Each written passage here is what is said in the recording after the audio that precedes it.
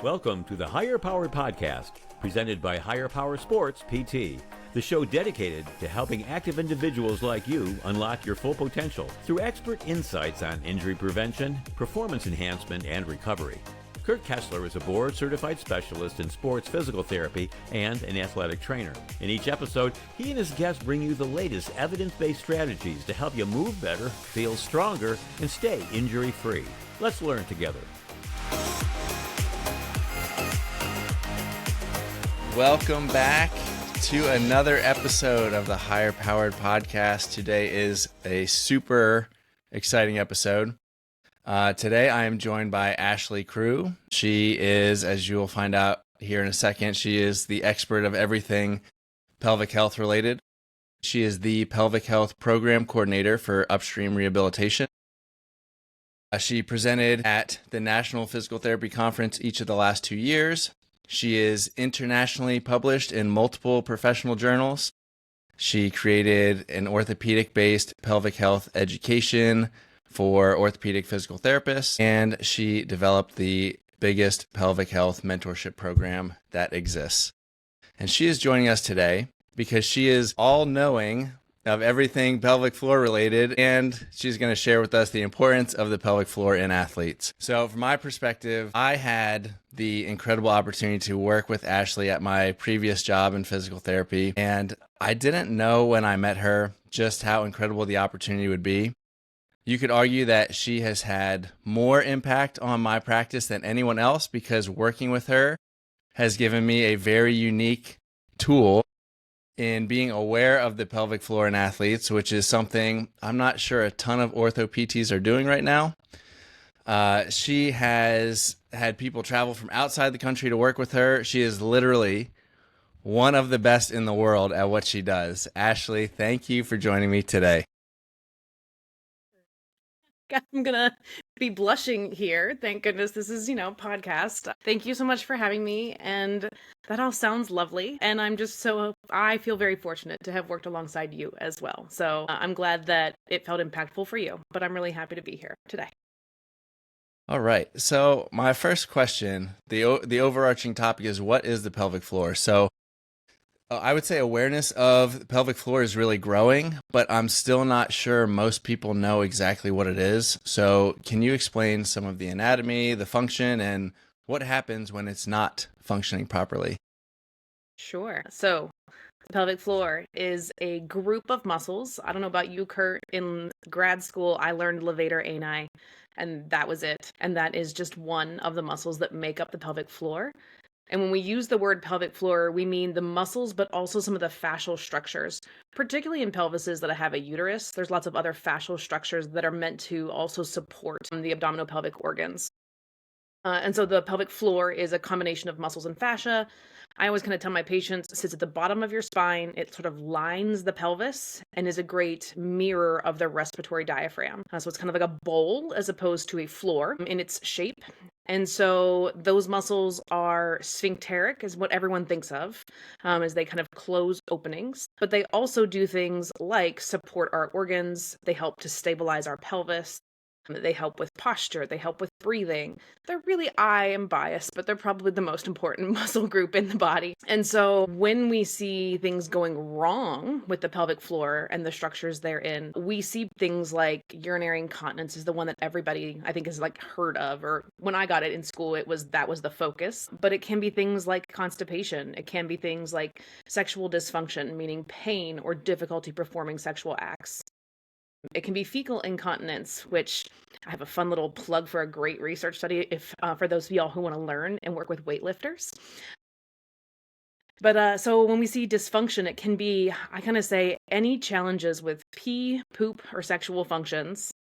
And then specifically, primarily affecting people who have a uterus, it can also involve pelvic organ prolapse, where the organs in the pelvis hang out a little lower in the pelvis than they're really supposed to. And that can definitely be a problem for especially the athletic population as well. So that is in a nutshell. That's what I do all day long. Why should the average everyday person care about this?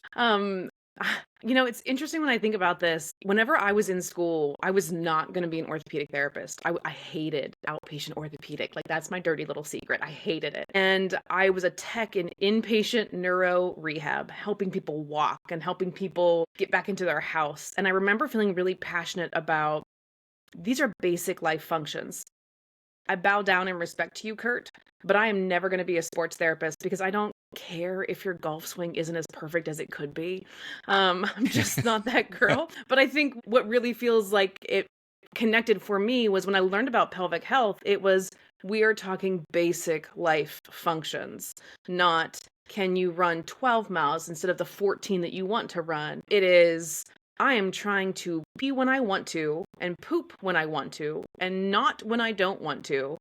And I want to be able to have a sexual relationship with my partner. And those are all really more important to me than running that 13th mile. And so I think for me, and I think that's why people should care, is that it is basics of bowel and bladder function that we are trying to improve with pelvic PT. Makes a lot of sense.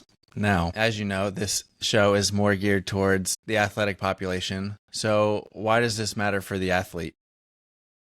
Thanks for asking. When you look at the data, and one of the presentations I just did at the National PT Conference was specifically looking at the athletic population and collegiate athletes. And when you look at the research, athletes of all levels of sport have a higher incidence of pelvic floor dysfunction than the average non-active population. And the why is multiple reasons, but one, it's more common in athletes than the everyday population. And two, when you look at the pelvic floor muscles, they are part of the core.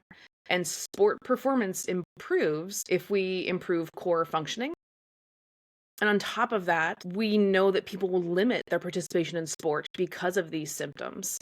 And so there's research after research saying that, the reason I stopped doing whatever sport, it was because organs were coming out of my body, or I could not control my bladder, or things like that. And people limit their activity level. And so if we as PTs and other health professionals can help people with their pelvic floor function, their sport performance is going to improve. But also from a community and global health perspective, people are going to be able to be active more, as opposed to limiting their activity levels. Yeah, absolutely. So couple things that I have seen. One, this is really a growing space for therapists, especially pelvic floor therapists working out of CrossFit gyms, because you get into some of these power-based activities or power-based exercises, and it really does test your pelvic floor, so to speak. And there have been so many people that have stopped doing these types of exercises because, they can't do them without peeing a little bit or something to that effect. So it is really growing in the sports field. And another thing you said that is super interesting, or something that should be interesting for the listeners to consider. For the longest time, when we would talk about utilizing the core in sports, like everyone thinks like your abs or obliques or whatever, because those are, some of the muscles that people think to train in the gym, when really you're only training like 2/3, maybe a half of your core, if that's what your focus is. And the pelvic floor is designed to help support the rest of it so that all the other functions can happen at peak performance. So yes, super important for everybody. One of the things that has made me angry is then kind of on the flip side of that, when it's so normalized, it's almost like that attitude of if you're not leaking, you're not trying hard enough. And I've seen that in the CrossFit spaces where, you need to be pushing harder if you're not peeing your pants. And the thing that has always made me really frustrated is that if you are having urinary or fecal incontinence with a power thing, that is a failure of the muscle. And we wouldn't tolerate failure of other muscles to do that task. We would consider that a break in form, and we would say, nope, it's too challenging. We need to scale down. And in the pelvic floor world, for whatever reason, we just say, oh no, that means you're just trying really hard. And it has made me frustrated. I'm going to join you on that soapbox, because the thing that I hear, or the thing that I have heard with like distance runners is, oh yeah, like it's normal for me to, finish my run with a little bit of pee in my shorts or whatever. It has become so normalized, and it's not normal, not in the sense that like shame on you for doing it, but not normal in terms of normal function, and something that should really be addressed and something that can be addressed by someone who knows what they're doing. Right. I've always wanted to decrease the stigma. And so we wouldn't say, oh, because your glute med failed, shame on you, and you should never tell anybody about that. But we also wouldn't say that means you're trying hard enough because your glute med failed to do its job. And so I want to find that balance of normalizing it so that it's not shameful, but also helping people find the support that they need. Right. I'm with you 100% there. Thanks. So let's talk about some of the common pelvic floor dysfunction in athletes, or what, when you are working, now you work with a wide range of populations, but when talking about specifically active individuals, athletes, what are some common things that you're seeing that if we haven't already discussed them? And probably more importantly, what do you do to address some of these issues? The number one thing that I see is probably urinary leakage with sport performance. But there's a really interesting article, now that's my plug for this article, looking at power lifters. And I have the statistics saved because I didn't want to mess it up. But 80% of female identified power lifters have fecal incontinence during their lift. 62% of self-identified male powerlifters have fecal leakage when they lift and do their sport performance. And so I would say urinary and fecal leakage are probably the biggest ones that I see. And then certainly some pelvic organ prolapse as well. I see a lot of folks, specifically in the postpartum population, who are struggling with return to sport because of pelvic organ prolapse. So those are probably the biggest three things that I see. And then I would say on my maybe younger, I'm thinking very carefully about this, my younger patients, depending on sports, but I'm going to go like gymnasts and dancers. I see a lot of folks who are in those kind of sport classifications who have really high tone pelvic floor muscles, who have a significant amount of constipation is the other thing that I see very commonly in my athletes. Yeah. And even if we expand this out, maybe a little bit beyond pelvic floor muscles, like, again, in some of these younger athletes, high school age athletes, I'll just say athletes of all ages because I've seen it of all ages. Right. Lumbopelvic dissociation, being able to get your pelvis to do certain things, or being able to move your pelvis and not your entire low back, or other muscles that, we as performance providers maybe want to improve form a little bit. Not being able to find or utilize their transverse abdominis. For those who aren't aware of this, it's a muscle that goes basically around your whole body. It almost wraps like a corset. Another thing I see a lot is athletes holding their breath to try to get core stability and not being able to sync their breathing with their core function. And then just overutilizing their rectus abdominis, the six-pack abs, because they're a lot of times, going back to training, it's an overtrained muscle because that's the muscle that we see, when really all the really important muscles are kind of invisible to our naked eye. So yes, even quads for that matter, quads to control pelvic movement or core stability. I've seen athletes try to get into that. So I guess for anybody who is looking to train their pelvic floor, or is now more aware of what it is or where it is, do you have any kind of tips to either proactively train pelvic floor, or how can someone just ease their way into finding these muscles or incorporating it into their training? Well, that's $1 million question, Kurt. I know it is. You're like, tell us everything. So, so number one, I will say if someone already has symptoms where they're having some leakage, they're having some constipation, they're having some sexual dysfunction, something like that, number one, I've got to say, before you start trying to incorporate something, I would really advocate to go at least have a virtual consultation with a pelvic floor specialist first. Because what we know of the research is if people have dysfunction of the pelvic floor muscles, when we tell them to do a pelvic floor contraction or incorporate this into their training, they usually do it incorrectly. And so that's my little cover my butt. Like, if you have symptoms, before you try to integrate a whole lot, go get checked at least as a one-time visit to make sure that you are aware of these muscles and that you have some basics down. So there's my disclaimer. So when it comes to how to kind of like proactively maybe work on these pelvic floor muscles, I encourage people to think about, any of the core strengthening that we are doing. And really, you can incorporate pelvic floor training into everything, because the way the pelvic floor muscles are supposed to work is before I do a row, before I do a straight leg raise, before I do a lift, my pelvic floor muscles are reflexively supposed to engage before my deep core muscles, before my shoulder muscles, before anything.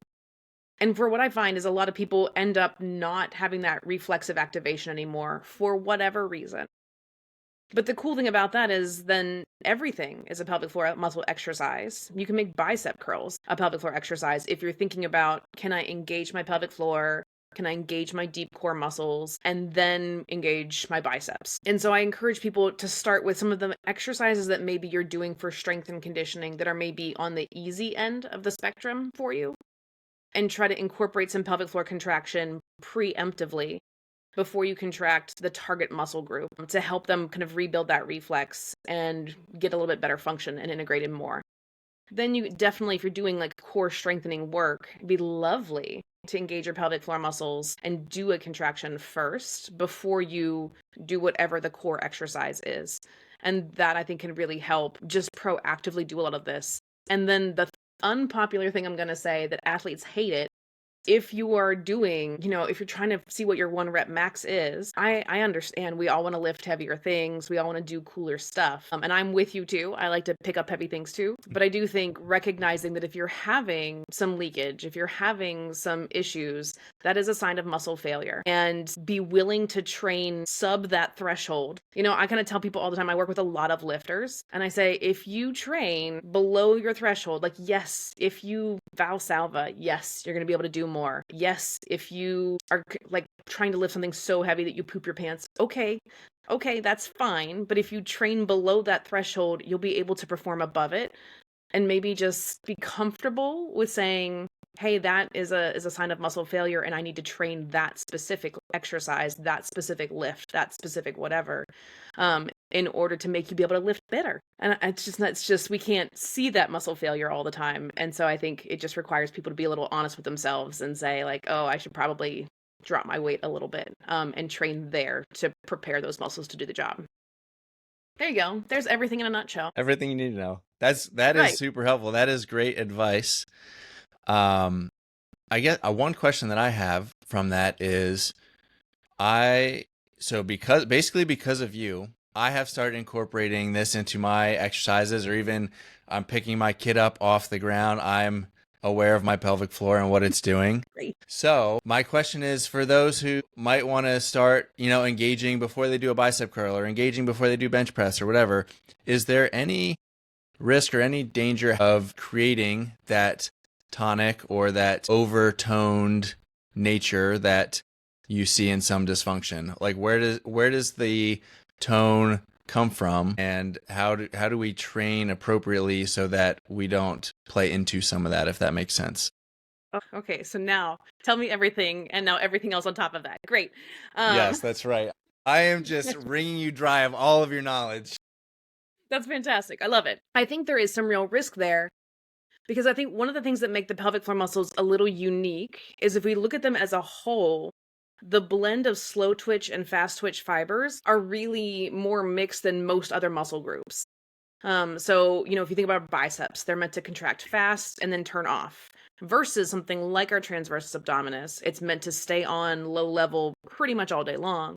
And the pelvic floor muscles are a really lovely blend, where some of these are meant to be these very tonic muscles that are just on and holding up stuff all day long. But then we're also meant to have some of these reflexive fast twitch muscle fibers that help us when we cough, when we do double unders, when we pick up a heavy thing, including your kiddo. Not saying he's heavy, but he is. I think he is. I was gonna say, my oldest is just about to crest 100 pounds. And I'm like, we're getting to the point where you can't run and I catch you anymore, buddy. Like, I don't think I'm gonna be able to do that much longer. I need to train for that, apparently. But I do think we need to help to find that balance where we need some tone in those muscles just to function in our daily life. But when I'm training people to do sport performance, I am typically training the fast twitch muscle fibers because like those are the things that are going to help prevent things like leakage or prolapse or things like that when they're doing typically their sport performance. Most sport performance is, in my opinion, more fast twitch muscle fibers. Correct me if I'm wrong. So at least the people that are You're coming right. to see me. You're right.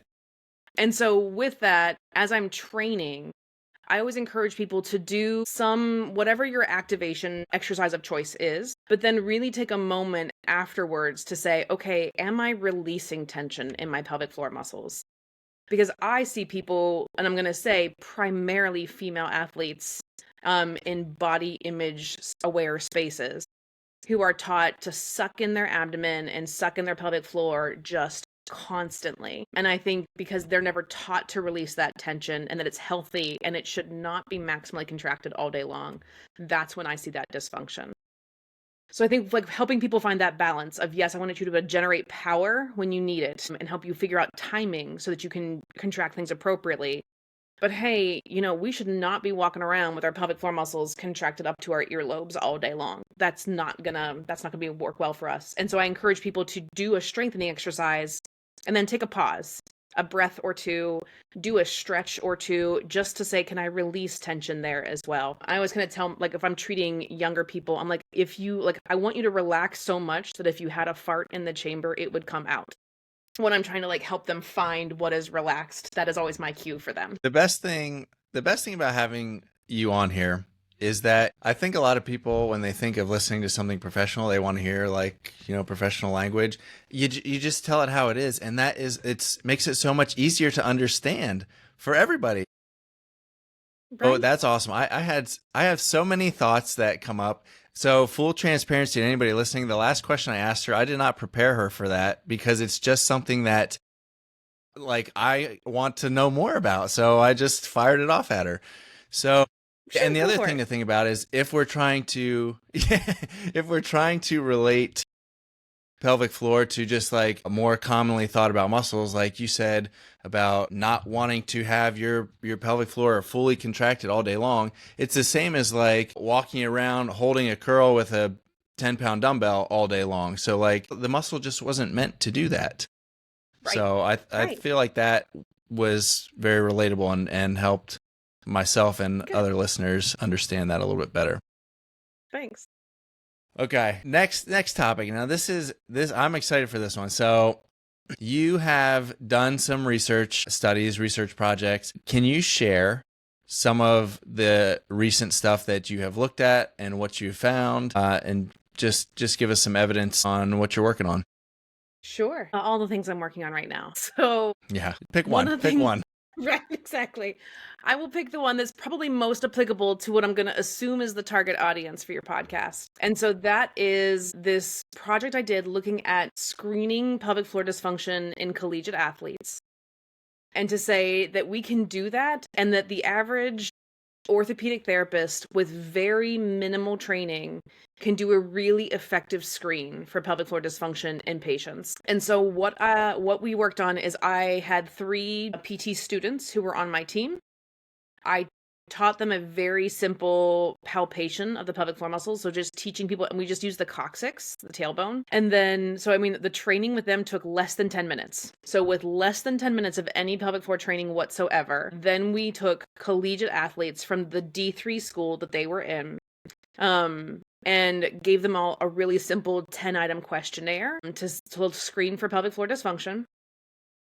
Those who tested positive on that 10-item questionnaire, we then did this palpation of the pelvic floor muscle function to then say, do we see both subjective things, but also objective measures, and does that correlate? It turns out it does. And what we found in that study was, number one, we looked at a group of athletes across sports in this college.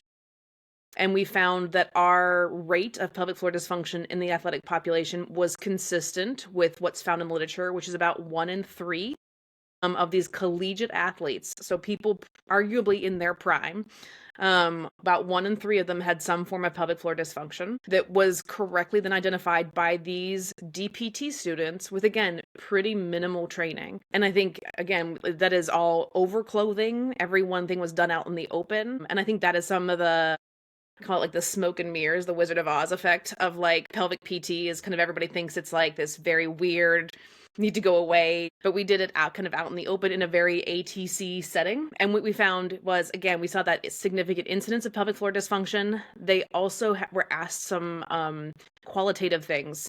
A lot of them talked about feeling like embarrassed and ashamed of their symptoms. And so I think like looking at that psychosocial aspect as well. And then we did see some gender differences with self-identified females having a higher incidence. There were differences in sports as well. So their largest groups of athletes were collegiate football players and collegiate swimmers. And we saw an increased incidence in swimmers. Follow-up studies to be determined someday to determine why. Let's see, what else did we find? We found some age differences. So even in a really narrow window of collegiate athlete ages, the older you were, the more likely it was you had pelvic floor dysfunction. That was depressing. But then I think one of the really cool things that we did with this study is to say this was easy, right? It was a paper 10-item questionnaire that they filled out. And then I touched their tailbone, or one of my researchers touched their tailbone and asked them to move their pelvic floor muscles. And with just those things alone, we were able to even go so far as to say, we think you have a problem with recruitment of your pelvic floor muscles, or your pelvic floor muscles are up to your earlobes. And we were able to give them resources for, you probably need to see a pelvic floor specialist versus do some of these exercises and you'll probably be better. And so, I mean, the whole process of screening took maximum of 5 minutes per athlete. And we were able to, I think, do a great job then as finding who is okay, keep doing what you're doing, who maybe we need to integrate some of these concepts into your training. Let me go work with your trainer. And then maybe also you probably need to see an Ashlie for a further consultation. And again, then just opening that door and improving access to care. I think that was my last presentation at our conference, was to say, why aren't we all just doing this? It takes 5 minutes. It takes minimal training. And if it helps our athletes perform better, like that feels pretty great to me. That's what I'm excited about. Oh, that's all you need to say to grab the attention of like 90% of people probably listening to this is it makes you perform better. Because at the end of the day, sometimes people's performance matters more to them than their bodily functions, which not saying that's right or wrong, but it helps you throughout everything in your life. So, yes. Absolutely. Oh, that's awesome. That's awesome. Yeah. That's my favorite thing, I think. Last thing, I'm going to have both of us step up onto a rather large soapbox. The importance of finding the right provider. Okay, so there is growing awareness, I think, in physical therapy that some therapists specialize in certain things. Tell me if I'm wrong. I feel like it's more common for those who need pelvic floor therapy to be referred to someone who is a pelvic floor specialist versus like, you know, how many athletes do we see being treated by generalist PTs and not specialists? So tell me, from your perspective, everything that you know, what is the importance? Why is it so important to find the right provider? What's the other side of the coin if they're not being treated by the appropriate provider? Okay.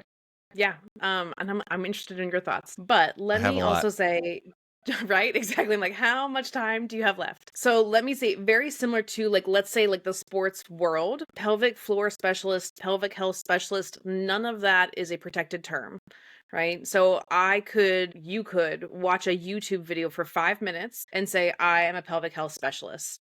And there is no governing board who's going to come down on you. Please, everyone listening, don't do that. Be better than that, please. But in the same way, I could watch a 5-minute golf tutorial and call myself a golf specialist, right? I could do that, and it's not illegal. Ethics is a different story, but you could do it. And what I think is happening is because there is a push for it, that there are more therapists who, and I genuinely think they're trying to do the right thing. I really do. But I think, this person is coming to me and I've been hearing stuff about pelvic floor, or maybe they shared some incontinence stuff with me. And so I'm going to go and just read some things and try to be better. And I love that. Please, that's lovely. And also, I'm a big proponent of being humble with what I do with my life. And to say, I want to be the best therapist for you. And truthfully, like, this is why I love like working with you, Kurt, because there's going to come a point with a patient who's in the athlete, and I'm going to say cricket. I'll pick cricket. I know nothing about cricket except that it's impossible to understand. That's all I know about cricket. That's why I'm picking it. I know nothing about it. There's a bat.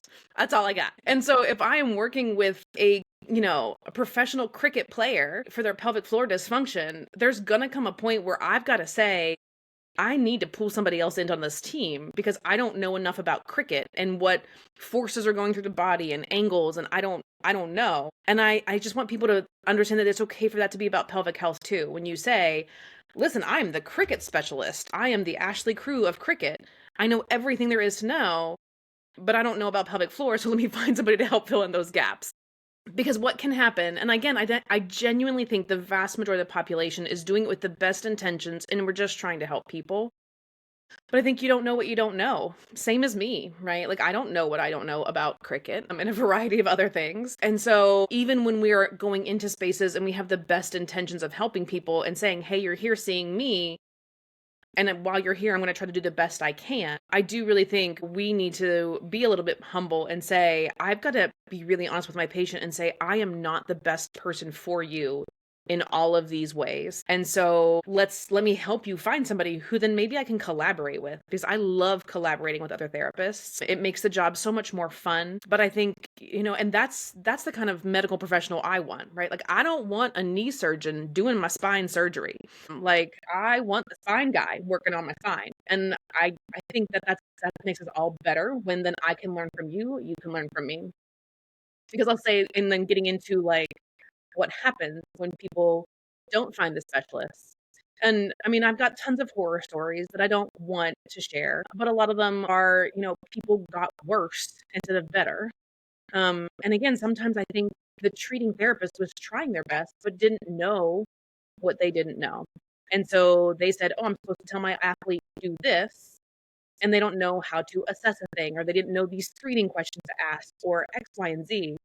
And then I'll use the dramatic example of I was seeing a person who was a CrossFitter and a marathon runner, and was told, do your Kegels to get back postpartum, and was never checked to make sure that pelvic floor contraction was appropriate, and was doing, I think, about 100 Kegels, I'm using that in quotes, every day in efforts to improve things. And then things were getting worse and worse and worse. And so finally she found me, and she was maximally valsalvaing when she thought she was doing a pelvic floor contraction. And I mean, Gosh, holding her breath, maximally valsalvaing, and devastation. Like, when she figured out, as I was trying to, and you all know, you work with athletes, when you're like, great effort, like, we need to tweak that motor pattern, and they get really frustrated when they can't just do it. And she was incredibly frustrated. And so that moment when I saw her face and she looked at me and she said, I've been making it worse, haven't I? And I had to be like, yeah, I'm so sorry. Like, I'm glad you're here, but like, appreciate this is a marathon runner and a CrossFitter. Like, I always call her like a Doberman of a woman. Like, she was just jacked and like lean muscle. And I had to send her home doing diaphragmatic breathing, because anything I gave her that resembled any muscle activation pattern, she was pairing with a maximal Valsalva, because she'd been doing that 100 times a day for over a year before I saw her. jeez. And that's tragic, right? And so she was incredibly frustrated when I'm like, she's like, I just go home and breathe. And I'm like, yes, and I'm so sorry. Like, but I need to erase that motor pattern. So I think like that's a very dramatic one. But I've got many, many more like them, where because people aren't getting really great care, then things get worse instead of better. And I do feel it's a beautiful world where we have lots of virtual availability. We've got more pelvic health therapists in the country than we've ever had before. And so there's just a situation where there's always somebody available for a one-time consult to just put things in motion in the right direction, I think. So you invited me on the soapbox, Kurt. Whew, I'm going to breathe now. My heart breaks in the same way for athletes that I work with. And you said so much that I can relate to. First of all, with the being humble, how many times when you and I work together, how many times on a Tuesday or Thursday did I have you like, can you help me try to explain this in a different way? Can you help me try to achieve X, Y, and Z with my patient because what I'm doing is not effective? So, yeah, I did that to you all day long. I love it. Yeah, and it was fun for me too because then you would come and I would learn the way that you speak to people. I would then be able to use some of those analogies or some of the exercises that I would learn from you. Like that was the best thing about the job. It was one of the things that brought me the most joy throughout the day is learning from someone who knows a heck of a lot more than me. So But don't ask there's me that. cricket. And then, like for athletes, one thing that bothers the heck out of me, you can drive by, PT clinic X, Y, and Z, and they'll advertise sports medicine, because they want to get into the sports world. And I guarantee you, I could walk into 9 out of 10 of those clinics, and athletes are being dosed 20 exercises, 2 sets of 10 with 5-pound weights. That's not sports medicine. That's crap. Right. Is what that is. Right. It's barely PT. Oh, Like barely. Right. So, and also going off of what you said, and I've been digesting this a little bit recently, like examining my own heart because again, 99% of physical therapists are out there to help. That's why we do this. We get into this for the right reasons. And oftentimes I find myself being overly critical of other professionals who are just trying to do their best. And that's not right. But I think it is important for people to know that if you are having a specific problem, there are specific people that can help you. If you are leaking while you're doing athletic things, there is someone specific that can help you. If you are trying to recover a sports injury, there are specific people that can help you. If you are trying to, get off your couch and garden and, be able to get on the floor with your grandkids, there are people that can help you, so we dive deeper in these avenues of physical therapy because we want to help people more specifically with the depth of our knowledge. And I think the big message, I feel like I can say this for both of us, if you're having a specific problem, just ask around because not every PT treats things the same. Not every PT has the same skill set. So, and if anybody's listening and you have any of those questions for me, I know people in all different avenues. I'm still sending people to see Ashlie Crewe when they need it. I'm still sending people to PT Place X, Y, and Z when they need it. And these people are not everyone is working with me. I'm not trying to hoard them all to myself. I'm trying to get them to where they will find the best care. I really echo that. And I think too, even further than that, I kind of tell my patients and I encourage other providers to be really honest with your patients and be okay if they say, hey, I found this other person on Instagram and I'm going to go see them. Okay, go see them. I want my patients to have the best experience possible all around. And so if that means that you think, like, let's say it's a patient who probably needs Kurt and I, right? For whatever reason. And then they say, the vibe is better with Kurt. I'm fine. Go see Kurt. And I think, like, I encourage my patients, like, it's okay to break up with me if you don't feel like I'm serving all of your needs. And I think we can do better to encourage our patients. Not that I'm going to kick all my patients out, but I'm open and understanding that I'm not everyone's cup of tea. And, some people don't like the casual way that I speak and they want somebody a little bit more formal and things like that. And then they deserve that. Go find that provider and go there. And I think I exist in a space where I believe, everybody should be able to find the provider that makes them feel just like magic is happening and they are just feeling so seen and heard. And if you don't feel that with me, I'm going to fix what I can. But if I'm just not the right fit for you, I want you to go somewhere else. I want you to have an amazing experience, even if that's not with me. And so I encourage my patients, if at any point in time you just decide this isn't the right fit, have an open conversation with me. I will try to help you. If you say, oh, I need somebody who's a little bit more formal, or I have all the grace and empathy for my patients, I will, like, if they're like, I didn't do my home program, I'll be like, it's okay, no big deal. Like, we'll get them next time. And like some of them are like, I need a dictator. Like, I need you to yell at me. And I'm like, I don't know, but I can do that. Let me introduce you to this great pelvic therapist who is a dictator. So, and that's fine, right? If that's what they need, I want them to have that experience. Even I'm not going to be for everybody, and that's okay. And I encourage other providers to be that kind of open, because I'm brilliant, but I'm only brilliant when people are really hearing what I'm saying in the way I'm delivering it. And if it doesn't resonate with them, then I'm probably wasting my time and energy, and they're wasting their time and energy and money coming to see me. Right. Boy, we really went on a rant there, and I loved it, because that's where we show our true passion in this.